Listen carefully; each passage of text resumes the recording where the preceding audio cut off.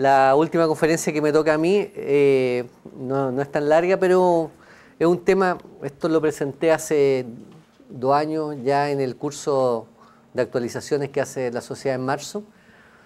Probablemente muchos de ustedes no estaban en ese curso, así que es un tema interesante que ha tenido digamos, una mini revolución en los últimos años, sobre todo desde el punto de vista de los traumatólogos de cadera, y que ahora también ha empezado a cundir entre los reumatólogos. Por lo tanto, cada vez más nos enfrentamos a problemas de la cadera que antes ni pensábamos, y en donde la radiografía, nuevamente la humilde radiografía simple, bien tomada, tiene una importancia fundamental. Lo primero, recuerden optimizar, donde quiera que estén, optimizar la técnica radiológica. Es fundamental una muy buena radiografía de pelvis AP. Insistamos, el coxis apuntando a la sínfisis pubiana, obviamente en el paciente que tiene el coxis derecho, porque hay pacientes que tienen el coxis para el lado, no se preocupen ahí. Segundo, rotación de las extremidades inferiores, 15 a 20 grados, una rotación interna, para corregir la anteversión femoral. Este concepto es un concepto básico de lo que es la radiología simple, que también se aplica a un examen muy cotidiano como es la densitometría en las caderas. En condiciones normales, cuando estamos acostados, las caderas tienen una anteversión de aproximadamente unos 30 grados con respecto al plano de la mesa. Al rotar las extremidades 15 a 20 grados hacia interno, lo que logramos es que esta anteversión se corrija y el rayo penetre, o sea, el rayo interactúe con el fémur en 90 grados. Les digo esto que también es importante en densitometría, y le hago el comentario general, porque en densitometría, al estar el cuello oblicuo, ustedes tienen una densidad falseada con respecto a un cuello femoral que está 90 grados con respecto al haz de rayos. Así que muy importante las caderas en rotación interna. ¿Cómo se evalúa eso? No tenemos que ver el trocánter menor o verlo muy poco. Si un trocánter menor es prominente, quiere decir que la cadera está rotada hacia externo. Y el tercer concepto, que es lo que ha dado en los últimos años mucho que hacer, es lo que se llama la distancia sacrocoxis pubis.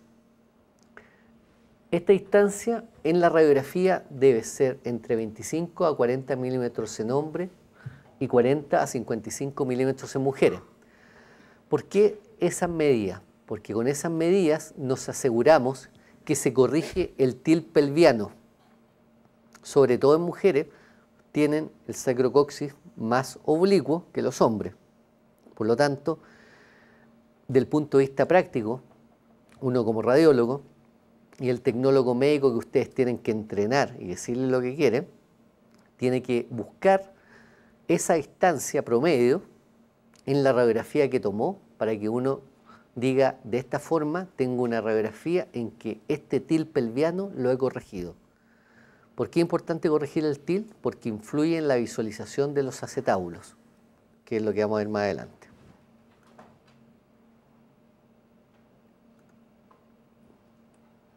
Aquí tiene un caso. Muchas veces nos llegan radiografías de pelvis que pueden ser así, en donde el sacrocoxis está sobreproyectado a la sínfisis pubiana, una excavación pelviana pequeña, y es una radiografía muy parecida a una Ferguson de sacroiliaca o una pelvis en Aulet, ¿cierto? En estas radiografías los forámenes obturadores se alargan en el eje cefalocaudal. ¿Y qué pasa? Que el muro acetabular anterior se pierde y el posterior se agranda. Eso es solamente producto del til pelviano. Obviamente aquí no hay distancia sacrocoxige que medir, es una radiografía que no queremos. Por otro lado, esta otra radiografía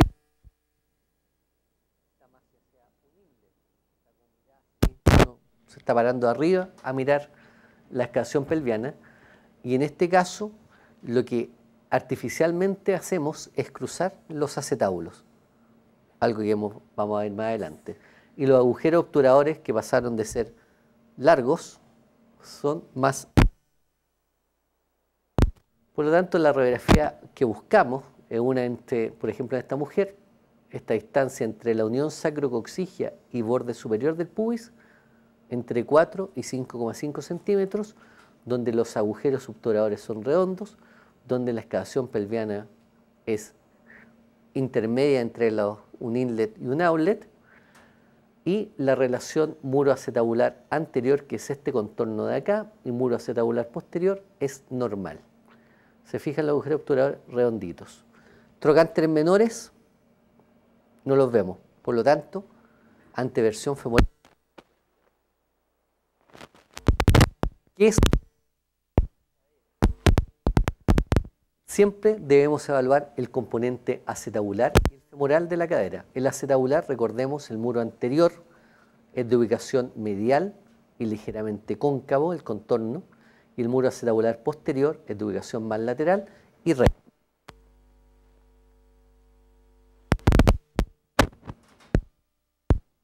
Completa por el techo acetabular o por lo menos un 80% de esta. La cabeza femoral debe ser redonda y debe haber una transición cóncava entre la epífisis y el cuello femoral formando una cintura. Esa es la forma normal de la cadera. Y recordemos que producto de esta configuración de muro acetabular anterior medial y posterior lateral, el acetábulo se encuentra en anteversión, es decir, si hiciéramos corte axial en la cadera, mira hacia adelante.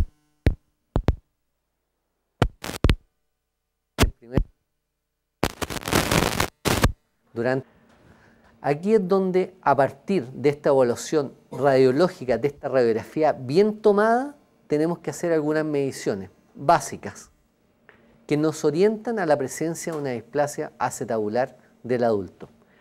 La primera es el ángulo de centro-borde lateral o ángulo de Weber, que va desde el centro de la cabeza femoral, se unen ambos centros de las cabezas femorales, una línea 90 grados a esta línea que unía las cabezas femorales y otra línea desde el centro de la cabeza femoral al borde del techo acetabular.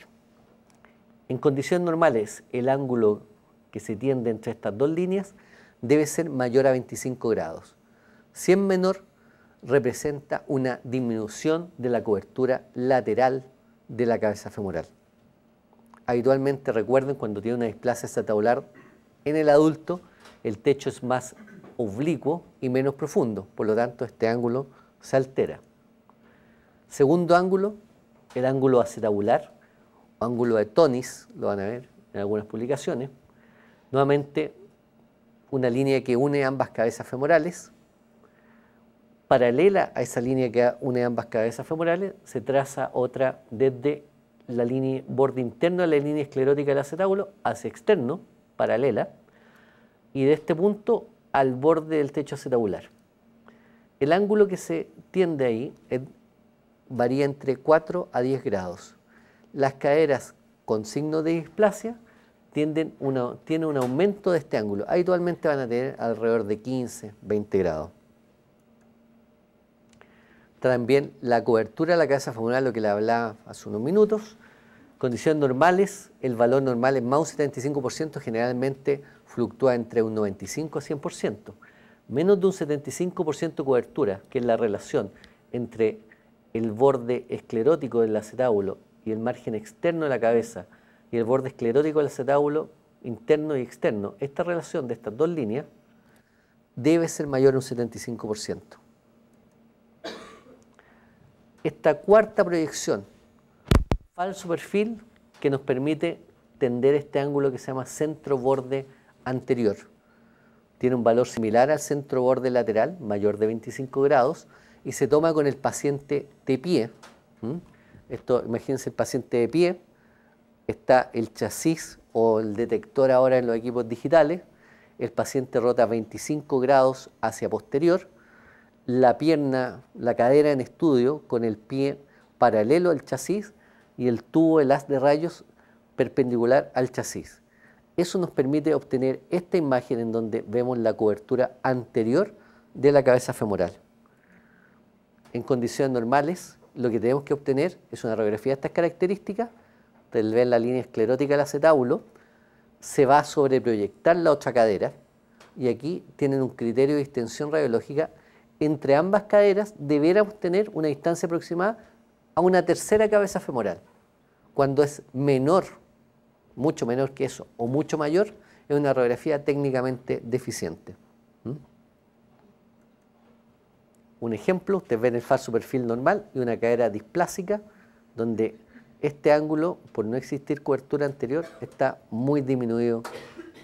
Si extienden acá, hay mucho menos de 10 grados, ni siquiera va a sobrepasar los 25. Clásico caso de displasia acetabular del adulto con pérdida de la cobertura anterior. Lo que algunos podrían haber visto en marzo, lo que está de moda, pellizcamiento femoroacetabular. Aquí vamos a ir un poquito más extenso. Hay dos tipos de pellizcamiento femoroacetabular. Esto clínicamente se manifiesta como un dolor que refieren los pacientes, habitualmente pacientes jóvenes, después de realizar deportes. Generalmente en hombres salen a correr, juegan fútbol, media hora después un dolor en la cadera que se acentúa en rotación interna, flexión y aducción, ¿ya? Ese dolor puede ser de nuevo producido al examen clínico, y como les digo, más frecuente en hombres que en mujeres. Pero me ha tocado muchas veces ahora mujeres que hacen también mucho deporte, también le está pasando lo mismo. Y el otro concepto, la otra presentación clínica es más frecuente en mujeres que sienten un dolor posterior de cadera, habitualmente al final del día. Y eso da cuenta de dos presentaciones radiográficas. Una es el pellizcamiento CAM o de leva o de apertura, y el otro es el pellizcamiento femoroacetabular tipo pincer o pinza. Ambos reflejan una relación de contacto anormal entre la cabeza y la cabeza femoral, entre la cabeza, cuello femoral y el acetábulo. En el caso del pellizcamiento tipo CAM o de apertura o leva, como podrán leer, hay una alteración morfológica en la cadera. Generalmente lo que ustedes van a escuchar como el famoso bump o prominencia o cototo, en donde en la unión anterolateral de cabeza y cuello femoral hay una prominencia del contorno óseo, y esta prominencia, que algunos piensan que puede ser constitucional de siempre o secundaria a una epifisiolisis no diagnosticada o secundaria a fenómeno de sobrecarga, esta prominencia golpea al contorno acetabular. Como les decía, se produce un offset deficiente, es decir, no hay una relación entre cabeza y cuello normal, se pierde la relación, se pierde esta concavidad, y esta relación anormal a nivel anterolateral, la unión de cabeza y cuello, impacta en el borde acetabular durante la flexión. Esta prominencia golpea el reborde acetabular, por lo tanto el contacto repetitivo nos va a ocasionar una lesión. Lesiones que, ¿cómo se manifiestan radiológicamente? Con sutileza, lamentablemente, como estas lesiones quísticas pequeñas, subcorticales, en la unión de cabeza y cuello femoral. Ustedes las ven ahí.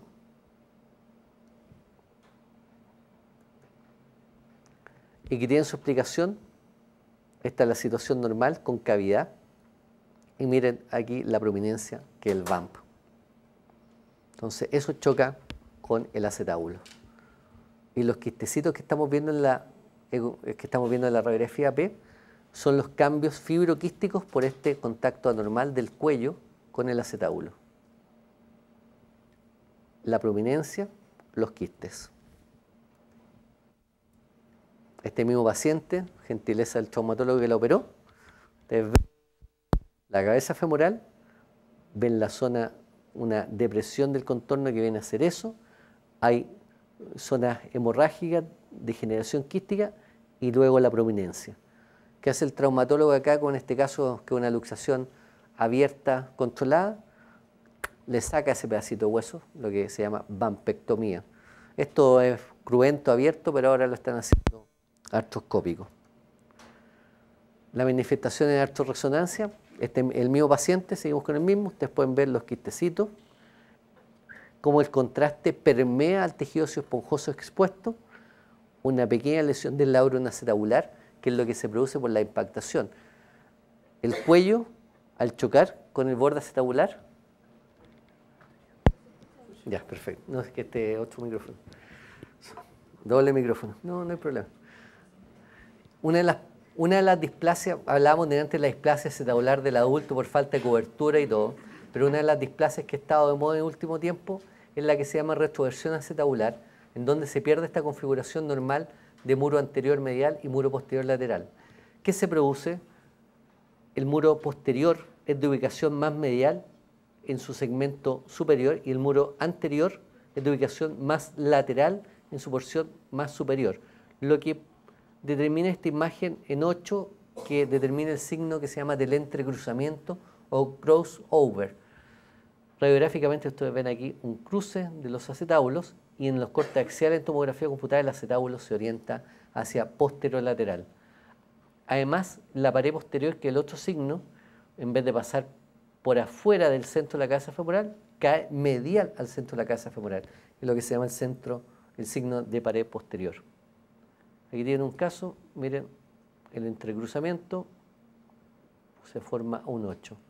Eso es la retroversión acetabular y una causa predisponente junto con la coxa profunda a un pellizcamiento femoroacetabular tipo pincer.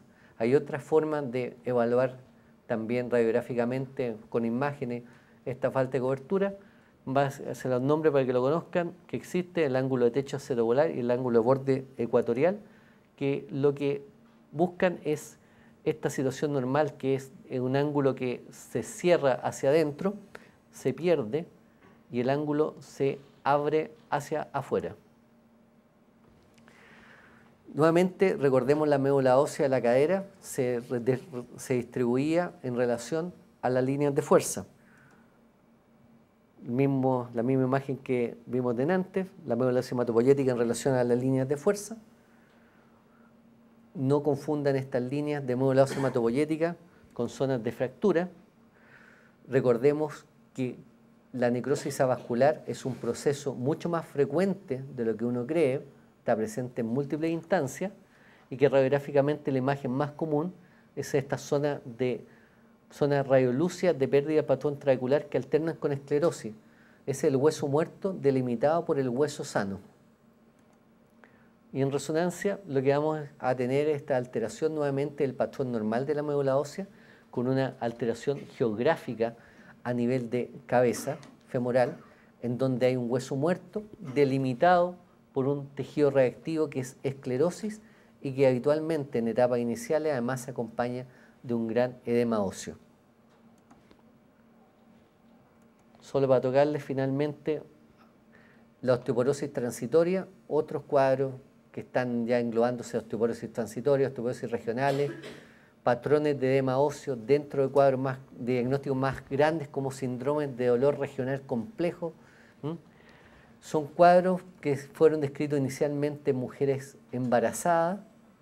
Durante el tercer trimestre del embarazo tenían dolor de cadera y lo que había en estos estudios, como en este de una paciente embarazada, era un aumento difuso de la señal de la médula ósea en epífisis y cuellos femorales que reflejaba la presencia de edema óseo. Hoy en día también podemos ver esto, obviamente, en pacientes que no están embarazadas, con otros patrones que no son tan difusos. Pueden haber patrones más geográficos, en donde tienden a respetarse zonas en donde no existe médula ósea hematopoyética. Esto tiene importancia con lo que les decía antes, la médula ósea hematopoyética es asiento de procesos anormales. Por lo tanto, este edema óseo, ¿dónde va a afectar? Va a afectar donde esté la médula ósea hematopoyética. Por lo tanto, pueden haber zonas que estén respetadas. Aquí tiene un caso más acentuado, el edema óseo, banda de edema óseo en la zona de distribución normal para la edad de la médula ósea hematopoyética y esta zona respetada a nivel de cuello femoral medial. 3 meses después, ustedes se fijan, nada más que la médula ósea hematopoyética donde debe estar. Estas son descripciones nuevas en los últimos años de presentaciones de osteoporosis transitoria. Síndrome de dolor del trocánter mayor, antes la bursitis trocantérica que veíamos a cada rato, ecografía, radiografía. Recuerden, es el otro manguito rotador, tiene anatomía articular, faceta anterior, faceta lateral, posterior y póstero superior, que tienen distintas implicancias porque los tendones rotadores de la cadera se insertan en ellos. El tendón del músculo glúteo menor se inserta en la faceta anterior y el tendón del músculo glúteo medio y músculo glúteo medio se inserta en la faceta lateral y posterior. Debajo de cada inserción tendínea hay una bursa, aquí está la bursa subglúteo menor, aquí la subglúteo medio, y por detrás de la faceta posterior la bursa trocantérica mayor, que está cubierta por el trayecto de la banda iliotibial. Por lo tanto, cuando uno le pide una orden y le dicen bursitis trocantérica, es mucho más que eso. Hay problemas, habitualmente los problemas radican en los tendones, ¿ya? Y la bursitis es un problema secundario.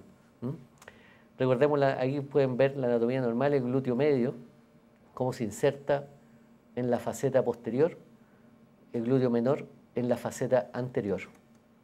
Lo mismo en coronal, glúteo menor, faceta anterior, glúteo medio, faceta lateral y posterior superior.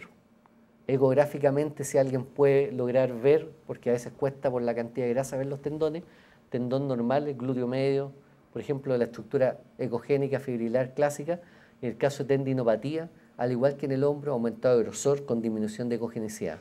Esto es lo que uno ve más frecuentemente cuando le preguntan por bursitis. Y en caso de resonancia, ustedes pueden ver asimetría, en un lado está el tendón del glúteo medio, en el otro no lo está, aquí también, aquí glúteo menor, el otro lado el tendón adelgazado, un poco de líquido que refleja bursitis. O también casos de entesitis, en donde está el tendón, por ejemplo, del glúteo menor acá, edema de las partes blandas adyacentes, un poco de bursitis subglúteo menor. El tema es más complejo de lo que se había venido planteando siempre, y la resonancia magnética es un muy buen examen para evaluarlo. Bursitis trocantérica mayor, banda iliotibial, faceta posterior. La fractura oculta, recuerden, la resonancia también es muy buena, secuencia exámenes cortos, pacientes que no tienen una radiografía